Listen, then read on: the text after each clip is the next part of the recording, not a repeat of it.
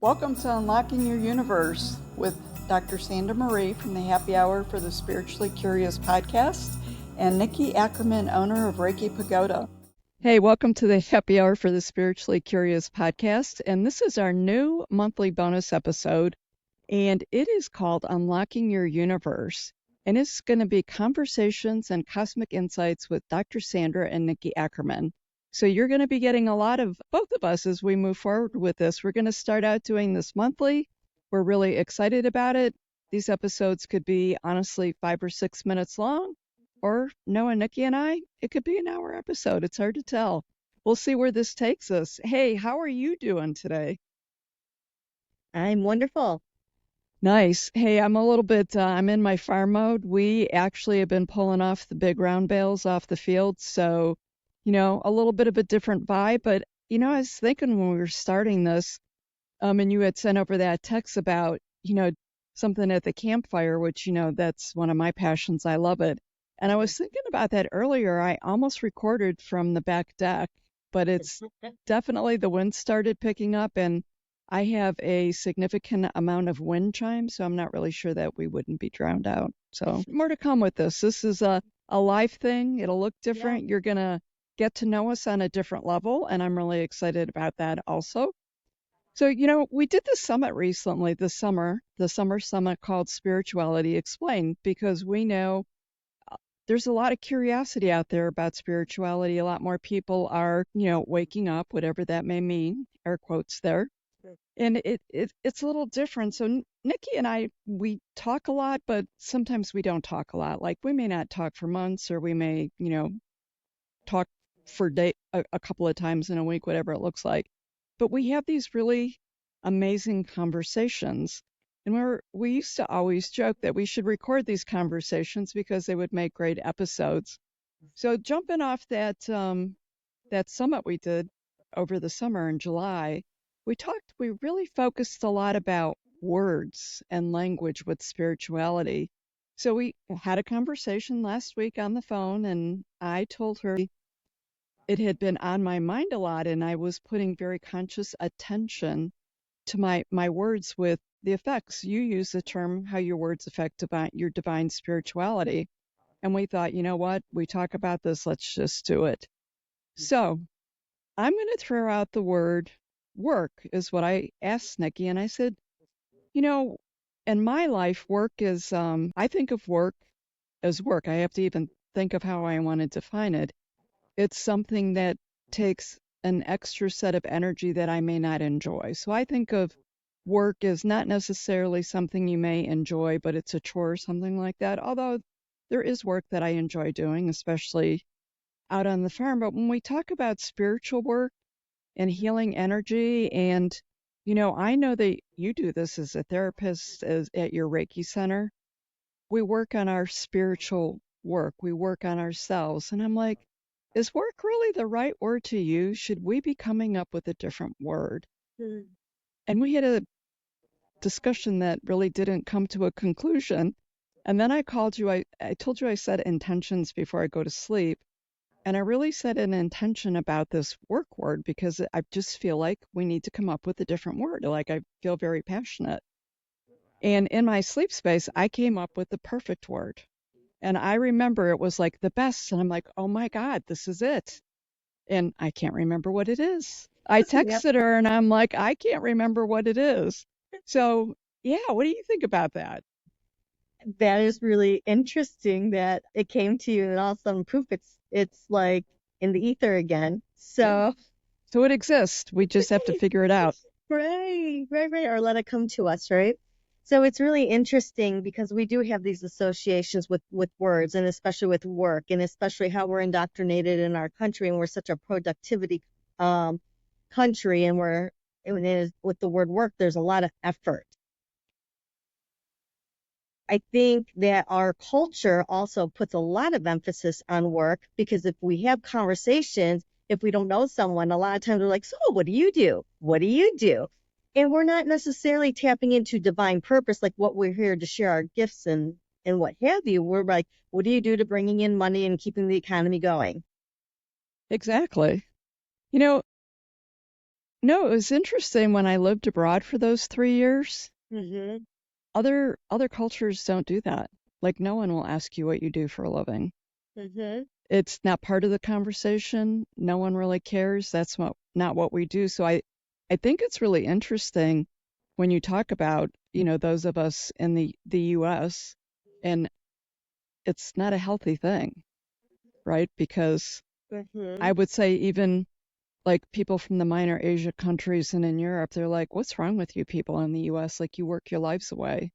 Like why don't you like want to enjoy life? And it just really struck me when I was out of it and I was getting these other perceptions because it is so ingrained in that is Yeah. our purpose, that is our success, that is why we're here, that Yeah. proves our worthiness, what so many different things. Right. And it so doesn't. Right.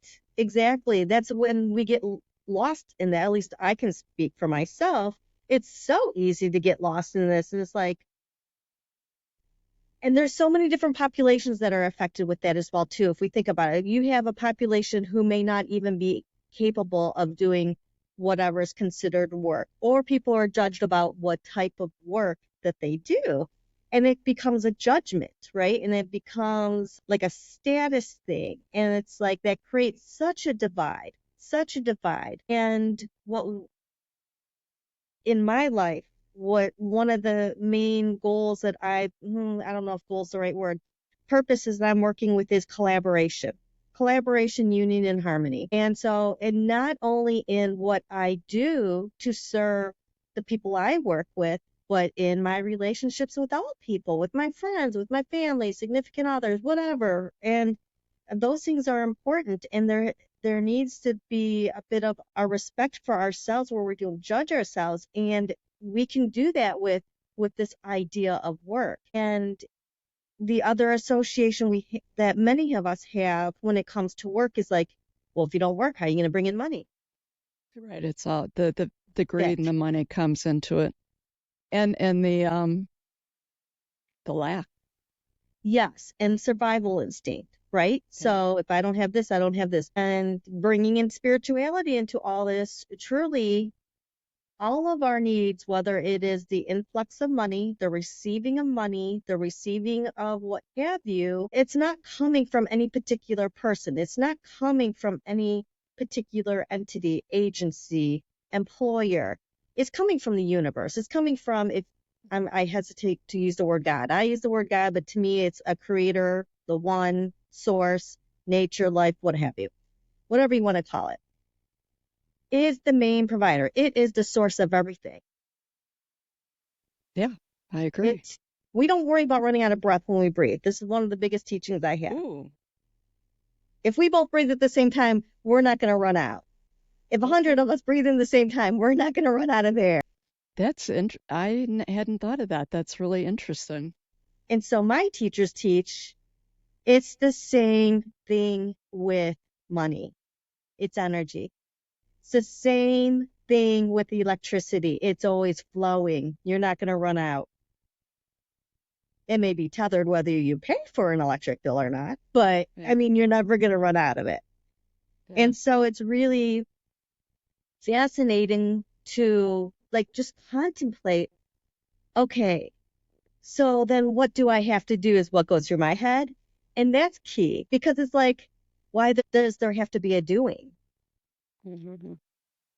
Why can't we just be, tap in the consciousness, do what makes our hearts sing, live from our desirable place where we feel free, where we feel like we are truly making a difference with people, whatever it is that we do, and we will receive. It might, at times it'll come in through money, through payment. A lot of times it'll come through gifts. A lot of time it'll come through just different ways that we wouldn't even think of. It's beyond our imagination because it's from the universe. Our minds Yeah. are limited, they're we Very. can connect with consciousness, allow that consciousness to the big mind with the big A come in through and as us, but we have these limitations, right? So what can we bring in to allow that flow?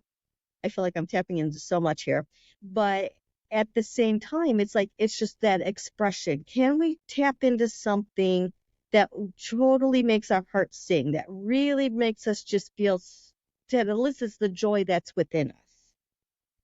When we do those things and we share those gifts, we exchange in the law of circulation. We are giving of our gifts. It makes us happy. So when we give, we also receive. And we receive in the feeling state, we receive from whatever we receive from external, and it just accumulates that way. And so I think one of the things in my own journey is like, okay, so then is there an association between our divine purpose and receiving? Of course, there is going to be some correlation, I believe. I think, too, the other thing is people will ask how. And I'm really very cautious about the word how because it's not always our place to figure out. But what I'll say is if someone is in this space where they're an employee and they're not really totally thrilled with what they're doing, but they would like to start integrating things that they truly love into their life and start playing around with this, make time and space to be very intentional, even if it's 10 minutes, to do something that brings up that joy, that brings up that goodness. It could even be volunteering. It could be anything, right? It could be whatever it is that brings you joy, and just let that go. It's going to come back to you. And as you spend more time doing this over a period of time and being consistent with this, a person might even start seeing like, this is kind of working out better for me than what I'm doing over here that is not bringing me so much joy. That makes And people sense. can start playing with that and start integrating different ways of being in their life. It'll bring down stress levels. It'll keep them healthier. Yep, joy and happiness is a big key to this, and I think we're hearing a little bit more about it. It hasn't been talked about. One of the things that you just touched on was the hows. So I'm going to say the hows are what keep us stuck, I would say more times than not. And I think that we have to totally let go of the hows and release that to the universe. But that being said, it doesn't mean that we're still not out there putting action to something. So to me, putting action to something isn't the same as figuring out the hows. Now, let me be really clear with you. I have spent the majority of my life, and I'm sure that there's still times where I'm like, I am the epitome of how is this going to happen and how do I make it work? And a lot of what I've done in my traditional jobs, that's what made me successful was my critical thinking of figuring out the hows. Now, in this manifestation and, living life a little bit differently, it's almost like it's the opposite, so it becomes counterintuitive. Yeah. So when I say let go of the house and just don't worry about how it's going to happen, I do think it's important to say that doesn't mean that we don't put action to it. Yeah. I think that's how this whole conversation actually took place because last week I was going through some stuff, right? And I'm like, well, how am I going to get this done? How am I going to figure this out? So where am I going to do this? And I'm like, okay, first of all, I just need to breathe and I just need to center because the house really, I have no place. And then the ego is just like, but we need to figure this out. We need to pay things up. We need to take care of things. And quite comical, actually, because when I am in alignment and things do start happening for me, there's this sense of freedom like, oh my gosh, it was so easy. And then, of course, my own programming of it shouldn't be this easy. It happens. But what I will say too, though, Because it wasn't work. We have to get rid of that work question. Right. So I think what's fascinating, though, is that when we have intention of just being the best that we can be, whatever that is, and having that intention of doing and with joy and love and appreciation and gratitude. When we do those things, what the work is being tapped into consciousness, if you will. So just kind of being in that state of joy, being in that state of one with harmony, and just being able to do the things that we absolutely love. When we do that, then let me back up because I want to get away from the doing. So what works for me, let me speak for me, just going into a space of meditation for me. And I know this can raise up a lot of eyebrows for some people because people are like, oh, I can't meditate. Let's put that aside for a moment. When we can like just take a breath. We could just kind of just be in a space and putting aside everything that is taking place in the moment that has led up to now, just kind of put it aside, just focus on our breath and just knowing that the universe is always for us. The universe is always for us. It doesn't take anything away. It doesn't do anything harmful. It is always in a loving, gracious way doing things for us. So when we tap into this space, like, okay, all is perfect, all is absolute, all is pure, all is love, bringing that and washing that over us and over any circumstance or whatever, and then having appreciation and gratitude for it's okay if we don't know how things are going to happen because we have a limited mind anyway. The universe has infinite possibilities of ways happening. When we can remember that and we can just surrender, not give up, but surrender and say, okay, what is it that is trying to move through me? What is it that's trying to show up here? And then you might be driving, you might be engaged in whatever it is that you do to receive money, you may be doing all these things, and you might have an aha moment and something that really just sparks your interest, feels so good and warming.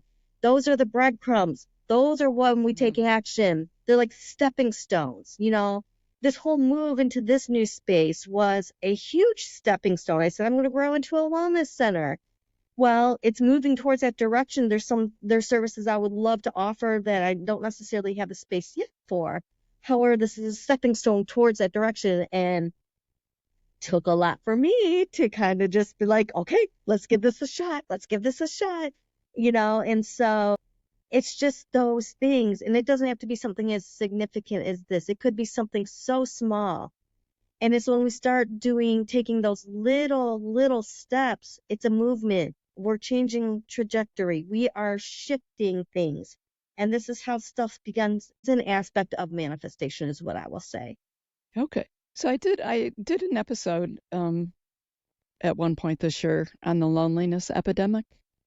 And we both work in healthcare and it's very real, and it's what was interesting to me when I did my research on it was how global it is and how globally alike in very different cultures that we were. So when you said, the breadcrumbs, the baby steps, it may not be like, okay, I'm gonna move my workspace, my business, and get a different space, a bigger space, grow it. When you said that, I was thinking it could be something as small and simple as putting yourself in a social situation that you're really uncomfortable doing to see where that may take you and do it without any attachment to an outcome. Yes. And that's key too. Letting go of the outcome, just letting it show you. And it's funny because also talking about taking small steps. I have these ideas in my mind like, okay, what would it look like for me to be wealthy? What would my environment look like? And I have these 2 cats. They're like having toddlers in a house, and my house is a complete mess right now. And I'm like, well, my house wouldn't look like this. So it's putting that energy like I will I will clean the house, I'll pick up the clutter, I'll put things away, wipe things down, making them sparkle. That's what I think of. Like, what does my environment look like? And so when we start doing that, we're putting energy towards something. Okay. We're making it show up. So it could be something as small as that is cleaning a house because that's what it kind of feels like it looks like in my mind, right? And then things will follow suit and even bring in more of experience of what it is that we desire. Okay. I'm going to have to think about that. I would have to say for me, I'm doing outside stuff, so the inside really is not a good situation at the moment. But for me, it would look a little different than it would look like for you. So, like, it would be having someone come in and take care of all of that for me and be able to just walk into a nice, beautifully clean, organized space all the time. And then I would be able to provide someone else some resources where it benefits them. And, because I just recently found out, like, there's people out there that like cleaning, like, it makes them happy. It was just like I was like, what? I can't even wrap my head around that. Yeah. So knowing that it would, it's a benefit both ways. Mm-hmm. Okay, I'm good with that because I was a little hesitant in that manifestation and that I was creating an unpleasant work for someone else, thinking that they perceived it the same way I perceived it. Because I had someone recently, I don't know what it was, it came up and they were like, well, I can do this for you. And I'm like, oh no, I wouldn't want you to do that and stuff. And they literally said to me, why would you take that away from me? I enjoy cleaning. And I was like, Isn't it interesting how we project stuff onto people? We don't yeah, even need to. We think we're doing what? Like we're trying to be like, oh. yeah, exactly. So that was an interesting aha of more recent. But that being said, those creations are all unique to us, and they're gonna present however we create them. So we do need to put some intention on that creation process, but it'll look a little different. Sure. But going back to the words, Yeah. when we talked on the phone last week or the week before, the word struggle kept coming up. Because you and I think we both had different things happening in life that we felt we were struggling with. It was creating a struggle. Mm-hmm. It's like, how do I say this without, using the word to create something else? But that was, now I'm just reflecting back to the situation and the conversation. So I came up with the word for me to remove struggle. Okay. Because someone had pointed out to me, my friend, the astrologer, who we hold each other accountable with words and different things, she's like, do you know how much you use that word? Like, I hardly ever say. And she's like, you say it all the time. So it's fascinating. So instead of I'm struggling with this, it's like, hey, Nikki, I'm having like this fascinating experience with this situation right now that's really interesting to me. Mm-hmm. And then it really shifts even how you explain it. And it makes, when I was doing it just internally with myself, with some of the things that I was addressing, it made me more positively solution oriented versus like, when's the next shoe going to fall on me or what's the next negative consequence or something of that. It took me from a negative mindset and it took me from a negative emotional feeling of heaviness to well, that's fascinating. I guess if I look at it this is possibility, so it was more solution oriented. And then what I realized was my shoulders were dropping. So I emotionally was like, oh, okay, fascinating. It's sort of made me smile, chuckle, and have have joy with it, even though it Yes. wasn't what I would consider a joyful situation. Sure. But it really shifted everything on so many different levels. And then I thought, we just talked about, you know, conversation with each other over these things. And I thought, well, if this isn't the universe bringing us some synchronicity here and something to talk about. Really playing with the word grappling too, which is a little lighter to me than struggle. But it's interesting because the way you describe it, there is a lightness in it. It subconsciously brings up the idea that, wow, there are possibilities here. There are possibilities here. Whether when we think about struggle, we feel like it's kind of a dense feeling, we kind of feel boxed in, we don't necessarily know what our options are, because we're both really critical thinkers, kind of with the roles that we've held over Yeah. time in clinical. I will say Yes. clinical and critical. And it's so from all our training, if you will, and all our experience, it's so easy to go into that. But it's almost like being on a hamster wheel as well, too, then. So when we open up that space and we can just be like, okay, yeah, this is kind of fascinating, because what is actually happening when we experience these things is something is trying to move through us. Something is trying to take us deeper into our practice. I call it spiritual practice. Everything's spiritual, though. How can we be more loving? Can we move through the limitations that may be present that we may not be seeing at the time how can we get underneath all that and allow ourselves to simply just be? Where was I going with this? When we give ourselves an opportunity to see these challenges as opportunities, that's how we grow. And part of that growth is we end up shifting energy. We end up shifting our perceptions. And as we start honing in on different ways of moving through things, our perception starts shifting and changing. So as we continue to work through these, we're building that muscle, so to speak. So it's just like how we have these conversations like, oh my gosh, I was not the same person last month. I was not the same. I'm definitely not the same person as I was last year or the beginning of the year. And that's what happens.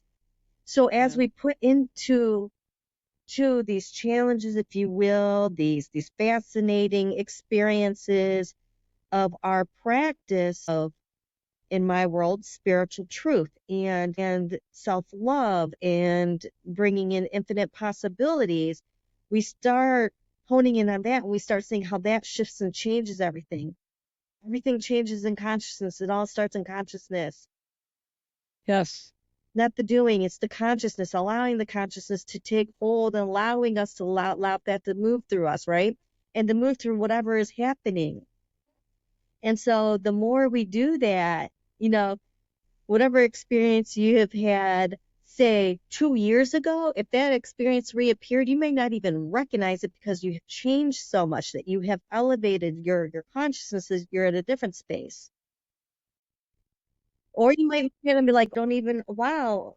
Or it's like, wow, that really doesn't faze me at this point. That doesn't really have any impact on me, I see that in my own life. So whatever it is that we've experienced last week, at one point it's just going to be like, we might not even recognize that experience because we're just at a different space.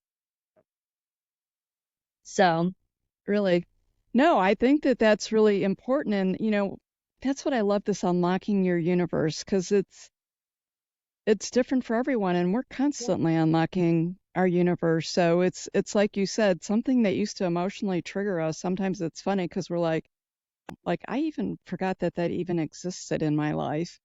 And I know, I just want people to know, you're not kidding. There's some weeks we might talk to each other 3 times a week, and it's like, yeah, hey, I don't know what's going on, but I'm telling you, I'm a different person again. I've shifted. Something's happening inside. yeah, So, for those of you who are out there, it's happening, and it's sometimes you feel it and you're like, wow, you're not crazy. It's real. It's very real. So I just want to make sure that we're putting that out there for yeah, you. And then, at other times I'll be honest with you.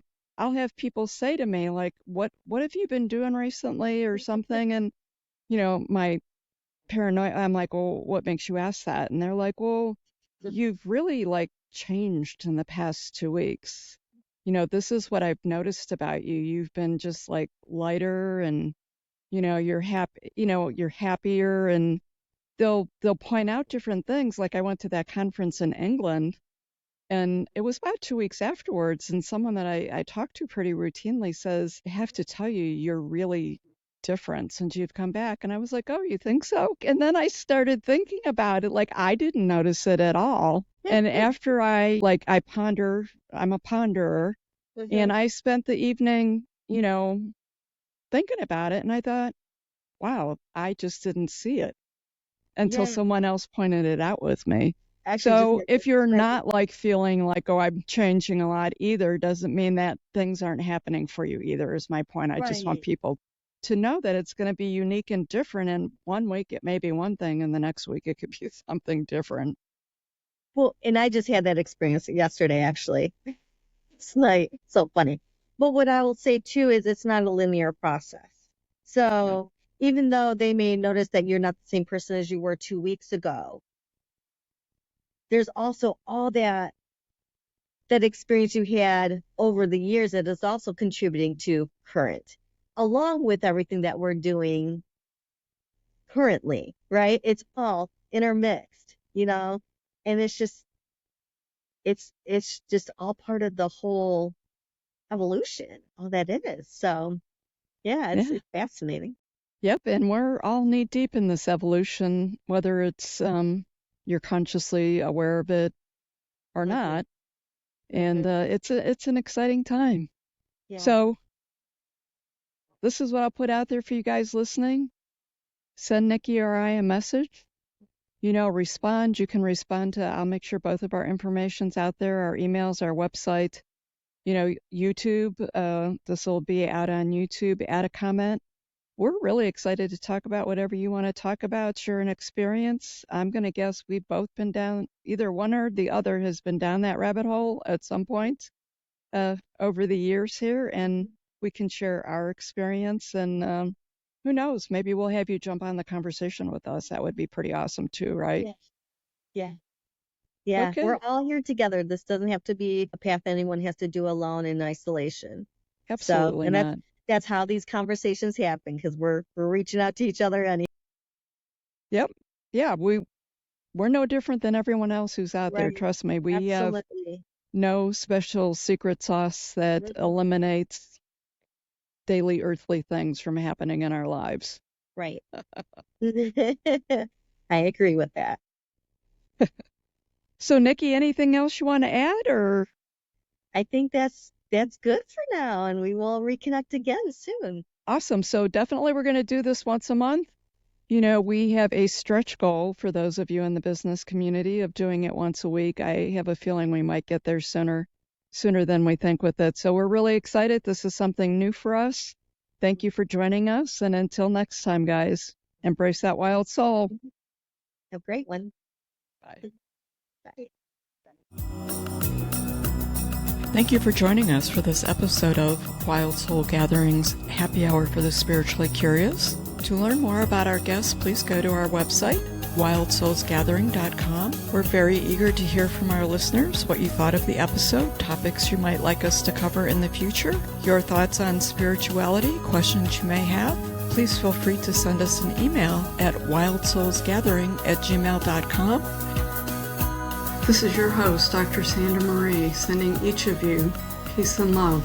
Until we meet again, embrace your wild soul.